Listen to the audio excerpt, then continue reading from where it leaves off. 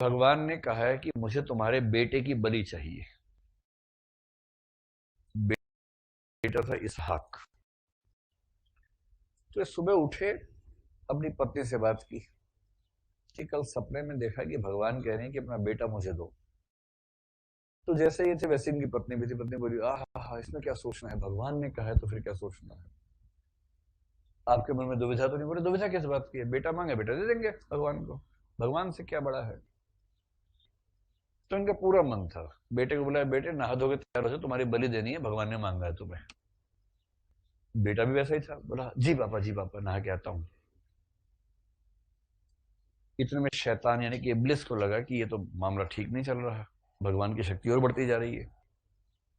तो इब्लिस ने पत्नी को भड़काया कि देखो तुम्हारा पति तुम्हारे बच्चे को मार देगा। पत्नी समझ गई कि ये जो विचार मन में आ रहा है ये शैतान का विचार है। उसने शैतान को डांट के भगा दिया, भाग शैतान यहां से, दिमाग खराब करता है, भाग यहां से। बेटे को भड़काया, बेटा बोला मेरे अब्बा जान क्या रहे हो? मतलब जो मन में द्वंद्व होता है उस द्वंद्व को कैसे खत्म करते हैं उसका जिक्र है ये।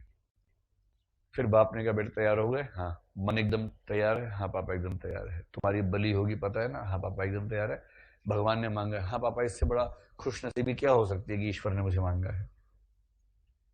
तो बाप बेटा चल पड़े, कटार हाथ में रख ली जिससे बलि करनी थी। तो बलि के स्थल पे ले गए, वहां एक पत्थर की चट्टान थी, उसके पड़ोस में उसको नीचे लिटाए जहां पर मतलब गर्दन काट सके। बहुत तेज धार वाला हथियार हाथ में लिया। रजा मियां कहानी ठीक चल रही है ना? ऐसी है ना कहानी? हाँ। तो उसके बाद इब्राहिम ने अपने बेटे की गर्दन पे खूब कस के वार किया, पर कुछ हुआ ही नहीं, एक बूंद खून नहीं निकला। अब इनको लगा ये क्या ड्रामा है भाई। इनको लगा कि बाकी लोगों ने अपने मेरे बेटे को बचाने के लिए जानबूझ के ऐसा हथियार दिया जिसमें धार है ही नहीं। गुस्से में आ गया कि तुमने ऐसा क्यों किया, और हथियार को पटक के मारा ऐसे, ये क्या दिया है मुझे। वो हथियार लगा सामने चट्टान पे और धार ऐसी थी कि चट्टान के दो टुकड़े हो गए। मिथक है मिथक। और वहीं से वो हथियार उड़ता हुआ गया, उछलता हुआ गया, वहां एक पशु बंधा हुआ था, उसकी गर्दन पे चले गया, वो कट गया। उसके बाद कहा जाता है कि ईश्वर परीक्षा ले रहा था कि तुम ईश्वर की मोहब्बत में अपनी सबसे, मतलब सपने में ये नहीं था कि बेटा, सपने में यह था कि तुम्हें जो सबसे प्यारी वस्तु है मुझे उसकी बलि चाहिए। तो सुबह उठ के इब्राहिम ने यही कहा अपनी पत्नी से कि सबसे प्यारी वस्तु तो मेरा बेटा ही है, इस समय ईश्वर बेटे को मांग रहे हैं। और उसके बाद एक कंसेप्ट बन गया कि ईश्वर जो है ना, जिस चीज को सबसे ज्यादा प्यार करते हो यदि उसकी बलि दे सकते हो ईश्वर के लिए तो तुम ईश्वर के सच्चे भक्त हो। अल्लाह को प्यारी है कुर्बानी, कुर्बानी कुर्बानी कुर्बानी। अल्लाह को प्यारी है कुर्बानी। और उसके बाद से एक परंपरा चल पड़ी कि जो अपने बच्चे की तरह प्यारा हो उसकी बलि खुदा के लिए दोगे तो तुम खुदा के सच्चे भक्त हो। तब से परंपरा यह हुई कि एक बकरा या कोई पशु लोग पालेंगे अपने घर में, पालेंगे पोसेंगे, बच्चे की तरह पालेंगे उसको 1 साल तक, और फिर बकरीद के दिन उसकी बलि देंगे। और उस दिन जो बच्चे होते हैं उनका आप देखेंगे ना, बड़ा मुश्किल होता है बच्चों के लिए कि जैसे घर में एक पशु है, मान लीजिए बकरा है, कोई भी पशु है, उसके साथ खेलते खेलते लगाव ऐसा हो जाता है कि वो घर का हिस्सा बन जाता है। अब माँ बाप क्योंकि पहले से जानते कि इसीलिए पाल रहे हैं कि अगले साल काटना है, तो वो मैच्योर भी है तो शायद थोड़ा भावनाओं पर कंट्रोल कर लेते हैं।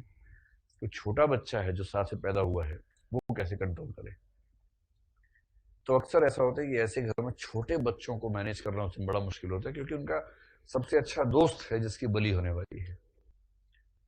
पर कंसेप्ट यही है कि भाई अपना जिगर का टुकड़ा अगर भगवान को दे सकते हो तो तुम सच्चे भक्त हो। इस कंसेप्ट से बकरीद बना। और कहानी सबके दिमाग में एक ही बैठी कि हजरत इब्राहिम ने अपना बेटा बलि देने की बात की थी तो हम क्यों पीछे हटे। तो लोग मजाक भी करते हैं कि भाई अगर इतना ही शौक है तो अपने बच्चों की बलि दो ना भाई, किसी और के बच्चे की बलि क्यों देते हो। ये मजाक भी होता है। और एक हमारे मुस्लिम मित्र ने फेसबुक बड़ा अच्छा लिखा कि बलि का कंसेप्ट चेंज हुआ है हमेशा। उस समय बकरा एक बड़ी संपत्ति थी, बकरे की बलि दोगे सबको खिलाओगे सबका पेट भरेगा। आज अगर कुछ छोड़ना है तो मोबाइल फोन छोड़ो अपना, फेसबुक की बलि दो, व्हाट्सएप की बलि दो, तो देखे कितने बड़े भक्त हो भगवान के। वैसी बलि देना मुश्किल है, मुश्किल है ना, वो बोलते नहीं, बकरा ही ठीक है। उसमें सबसे कम रिस्क है। तो ऐसी कहानियां हर धर्म में है, हर धर्म ऐसी कहानियों से मिलकर बनता है।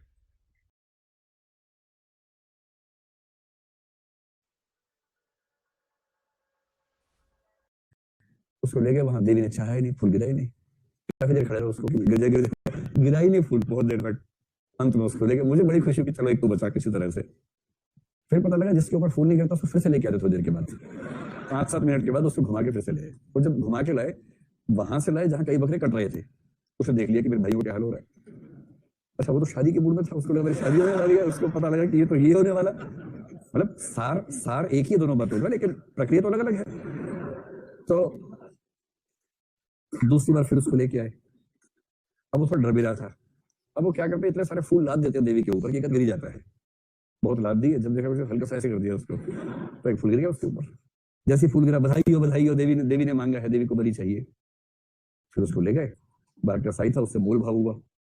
उसने कहा 200 रुपये लूंगा काटने के, उन्होंने कहा 50 में काट दे भाई, थोड़ा सा खिला भी देंगे तुझे थोड़ा सा। करते करते बार्गेनिंग में जो फाइनल हुआ, उसके बाद एक खूंटा होता है उसमें गर्दन फंसा, ऊपर से पैक कर देते, बंद कर देते, सब खूंटा फंस गया, पूरी ताकत लगा रही, गर्दन निकल नहीं रही है। और वो कसाई सामने, उसके सामने तलवार में धार लगाता रहता ऐसे करके। उधर 3-4 पड़े हुए नीचे, गर्दन कटी हुई, बाकी खून बह रहा है, 3-4 पड़े हैं, ये भाई साहब फंसे हुए, और इसको देख रहे हैं, ये ऐसे तलवार में धार लगा रहा है ऐसे करके। और उसके बाद गया और ऐसे करके, मतलब ये अच्छा है कि बहुत धीरे धीरे नहीं मारते हैं, एक खटाक से मारा, खत्म। और मैंने पहली बार एक बड़ा रोचक दृश्य देखा कि गर्दन कटने के बाद भी 20-30 सेकंड तक बॉडी में हरकतें होती रहती हैं, तो मेरे लिए उस समय नई बात थी, तो मैं जानता हूँ उस समय नई बात थी। उसके बाद प्रसाद का वितरण होता है, अब वो प्रसाद हो गया, जो बकरा था अब वो प्रसाद हो गया है। अभी कुछ लोग कह रहे हैं कि चीन में जो कोरोना वायरस है ना, वो बहुत सारे पशु पक्षियों की हाय लगी है उन लोगों को। इतना क्रूर समाज है कि वो टेस्ट के लिए किसी भी, जैसे एक सांप है, उनको जिंदा सांप खाना है, मरा हुआ नहीं खाना है। तो उनको पता है कि सांप मरेगा जब गर्दन कटेगी, तो सांप जिंदा है, सांप का सिर और पीछे का इतना हिस्सा भी बचा हुआ है, उसके पीछे की त्वचा काट काट के खा रहे हैं। और सांप लगातार वाइब्रेशन में है, लगातार जैसे बहुत परेशान हो, रो रहा हो, और त्वचा पीछे से कट रही है, खाया जा रहा है लगातार, वो एंजॉय कर रहे हैं। एक मछली है, मछली को पकड़ा, बाल्टी में डाला पानी में, जिंदा मछली है, गर्म तेल की कढ़ाई है, सीधे उठाया उसमें डाल दिया, तो मछली बार बार उछल रही है उसके अंदर, बार बार उछल रही है, और वो 5-6 बार उछलने के बाद उछलना बंद कर देती है, उसे खाते हैं। ऐसे कई वीडियो उसमें लाइन से। ऑक्टोपस को बेसुध कर देते हैं, जान से नहीं मारते, वो प्लेट में आ गया, अब कोई सॉस उनके पास है, वो सॉस जैसे डालते हैं तड़पता है बहुत जोर से, फिर उसके पार्ट्स काट काट के खा रहे हैं, और वो लगातार तड़प रहा है प्लेट के अंदर। तो मांसाहार का एक रूप ये भी होता है। अच्छा, भारत के बड़े बड़े मांसाहारी जब चीन, कोरिया, श्रीलंका जाते हैं ना, वहां शाकाहारी हो जाते हैं।